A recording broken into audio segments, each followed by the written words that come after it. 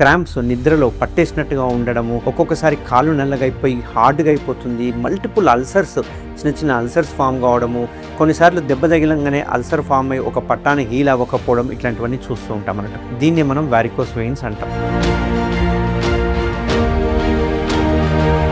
కాళ్ళల్లో ఉన్న రక్తనాళాల్లో ఉండే రక్తం ఎంటీ అవ్వకుండా కాళ్ళల్లో ఆగిపోతూ ఉంటుంది, అంటే స్టాసిస్ అవుతుంది.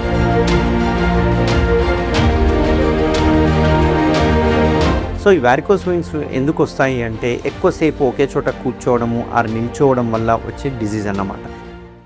వారికోస్ వెయిన్స్ అంటే ఏంటి, దీనికి ఉన్న లేటెస్ట్ చికిత్స ఏదైతే సర్జికల్ ట్రీట్మెంట్ ఏదైతే ఉందో అవైలబుల్గా ఉందో వాళ్ళు తెలుసుకుందాం. నేను మీ డాక్టర్ కారెడ్డి శ్రీధర్ రెడ్డి, నేను laser surgeon, treatment range hospital. So ఈ వారికోస్ వెయిన్స్ ఎందుకు వస్తాయి అంటే ఎక్కువసేపు ఒకే చోట కూర్చోవడము ఆర్ నిల్చోవడం వల్ల వచ్చే డిజీజ్ అన్నమాట. సో ఎక్కువసేపు ఒకే చోట ఎవరు కూర్చుంటారు, ఎవరు నిల్చుంటారంటే కొన్ని ముఖ్యమైన జాబ్ ప్రొఫైల్స్ ఉంటాయి. ఎలాంటి జాబ్ ప్రొఫైల్స్ అంటే మనం చూసుకుంటే డైలీ చూస్తే కనుక కానిస్టేబుల్స్ కావచ్చు, పోలీస్ వాళ్ళు కావచ్చు, లేకపోతే బార్బర్స్ కావచ్చు, లేకపోతే సాఫ్ట్వేర్ ఇంజనీర్స్ కానీ, లెక్చరర్స్, టీచర్స్, ఈవెన్ డాక్టర్స్. వీళ్ళు ఏంటంటే ఒకటే చోట ఎక్కువసేపు కూర్చోవడం, ఒకటే చోట ఎక్కువసేపు నిల్చోవడం వల్ల కాళ్ళల్లో ఉన్న రక్తనాళాల్లో ఉండే రక్తం ఎంటీ అవ్వకుండా కాళ్ళల్లో ఆగిపోతూ ఉంటుంది, అంటే స్టాసిస్ అవుతుంది. ఇట్లా కాళ్ళల్లో రక్తం ఎక్కువసేపు స్టాసిస్ అవ్వడం వల్ల లోపల ఉండే రక్తనాళాల్లో ఉండే వాల్స్ డ్యామేజ్ అవ్వడం వల్ల ఆ రక్తనాళాలు మెలికలు తిరిగిపోవడము, ఉబ్బిపోవడము, కాలంతా నల్లగవ్వడము, క్రాంప్స్ నిద్రలో పట్టేసినట్టుగా ఉండడము, ఒక్కొక్కసారి కాళ్ళు నల్లగైపోయి హార్డ్గా అయిపోతుంది, మల్టిపుల్ అల్సర్స్,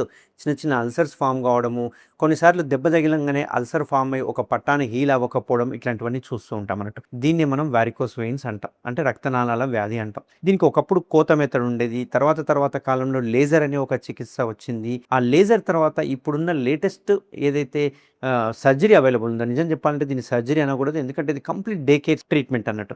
సింపుల్గా మనం ఏం చేస్తామంటే గ్లూ, వీనాసీల్ అంటాం. ఈ గ్లూ చికిత్సలో ఎలాంటి ట్రీట్మెంట్ చేస్తామంటే ఎటువంటి కోత లేకుండా, ఎటువంటి కుట్లు లేకుండా మనం జస్ట్ రక్తనాళాలని ఒక ఇంజెక్షన్ నీడిల్ ద్వారా లోపలికి ఒక గ్లూ అనే ఒక ఇన్స్ట్రుమెంట్ని పంపించి అక్కడ నుంచి గ్లూని మనము అతికించుకుంటే జస్ట్ మనకు ఫెవికల్ లాంటి మెటీరియల్ ఉంటుంది.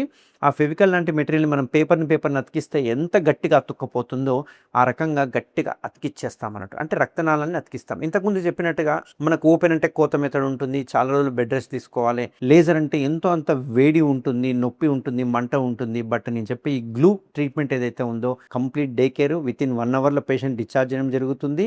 ఎటువంటి స్టాకింగ్స్ అవసరం లేదు, జీరో పెయిన్తో మనకు పర్మనెంట్ సొల్యూషన్ అన్నట్టు. ఎందుకంటే ఈ గ్లూ అనేది ఒక పర్మనెంట్ ఇంప్లాంట్గా ఉంటుంది కాబట్టి మళ్ళీ రీకెనలైజేషన్ అంటే మళ్ళీ వచ్చే అవకాశాలు చాలా చాలా తక్కువ, నెగ్లిజిబుల్ అమౌంట్లో ఉంటుంది అన్నట్టు. కాబట్టి గ్లూ ట్రీట్మెంట్ ఎవరికైనా కావాలి అనుకుంటే కనుక ట్రీట్మెంట్ రేంజ్ హాస్పిటల్లో నేను అవైలబుల్గా ఉంటాను. ఎవరికైనా వారికోస్ వెయిన్స్లో మీకు సెకండ్ ఒపీనియన్ కావాలనుకున్నా, మీకు గ్లూ పాసిబుల్ అవుతుందా లేదా తెలుసుకోవాలనుకున్నా నన్ను కన్సల్ట్ అవ్వచ్చు. Thank you very much.